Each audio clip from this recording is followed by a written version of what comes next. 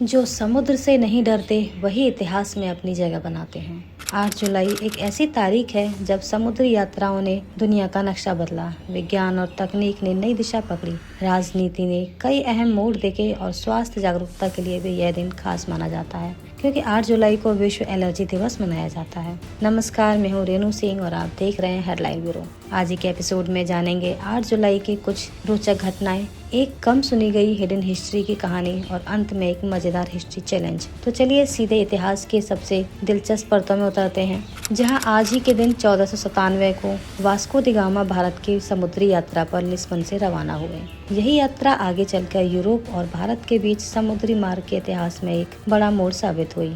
अब बढ़ते हैं उस घटना की ओर जिसने एक नए राष्ट्र की नींव को जनता के सामने रखा। 8 जुलाई 1776 को फिलाडेल्फिया में अमेरिकी स्वतंत्रता घोषणा का पहला सार्वजनिक पाठ हुआ। इसे कर्नल जॉन निक्सन ने पढ़ा था और यह अमेरिकी इतिहास का एक निर्णायक और प्रतीकात्मक क्षण माना जाता है। इसी के साथ स्वतंत्रता की आवाज और तेज हो गई। अब रुख करते हैं विज्ञान और तकनीक के एक ऐतिहासिक नाम की ओर, जहां आज ही के दिन 1838 को जर्मनी के कॉन्स्टेंज में फर्डिनेंड वॉन जेपेलिन का जन्म हुआ।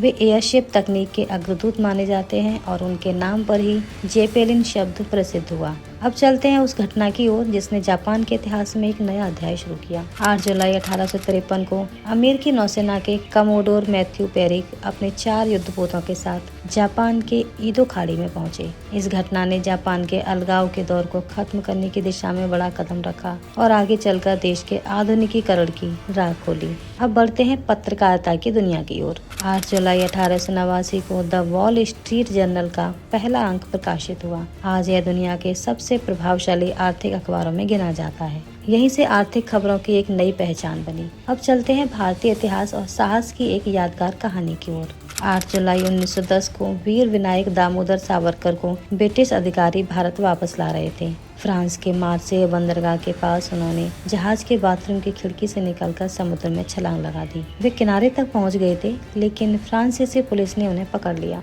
और बाद में ब्रिटिश अधिकारियों को सौंप दिया। साहस की यह छलांग इतिहास में हमेशा के लिए दर्ज हो गई। और अब चलते हैं भारतीय राजनीति के एक बड़े नाम की ओर, जहां 8 जुलाई 1969 को प्रणब मुखर्जी पहली बार राज्यसभा के लिए चुने गए। आगे चलकर वे वित्त मंत्री, रक्षा मंत्री, विदेश मंत्री और फिर भारत के राष्ट्रपति भी बने। उनका सफर बताता है कि राजनीतिक जीवन में धैर्य और अनुभव कितनी बड़ी ताकत होते हैं। अब बढ़ते हैं भारतीय क्रिकेट के एक दिग्गज की ओर। 8 जुलाई 1972 को कोलकाता में सौरव गांगुली का जन्म हुआ। वे भारतीय क्रिकेट के सबसे प्रभावशाली कप्तानों में गिने जाते हैं और दादा के नाम से लोकप्रिय हैं। उनकी कप्तानी ने भारतीय क्रिकेट को आत्मविश्वास और आक्रामकता की नई पहचान दी। अब चलते हैं फुटबॉल इतिहास के एक बड़े पल की ओर। 8 जुलाई 1990 को फीफा विश्व कप के फाइनल में पश्चिमी जर्मनी ने अर्जेंटीना को 1-0 से हराया। यह मुकाबला रोम में खेला गया था और पश्चिम जर्मनी की तीसरी विश्व कप जीत के रूप में दर्ज हुआ। फुटबॉल इतिहास में यह दिन हमेशा याद किया जाता है।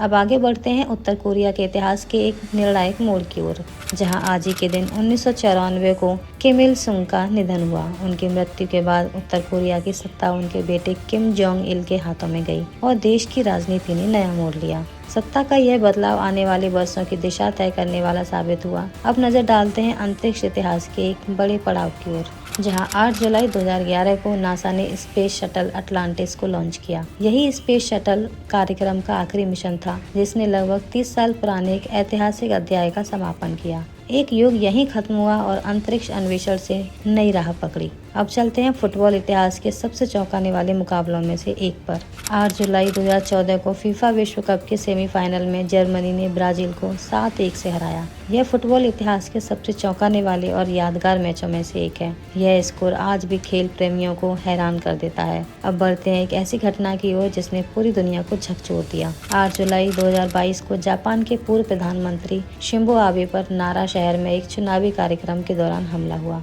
इस हमले में उनकी मृत्यु हो गई और यह घटना जापान की राजनीति और वैश्विक कूटनीति के लिए बेहद चौंकाने वाली साबित हुई।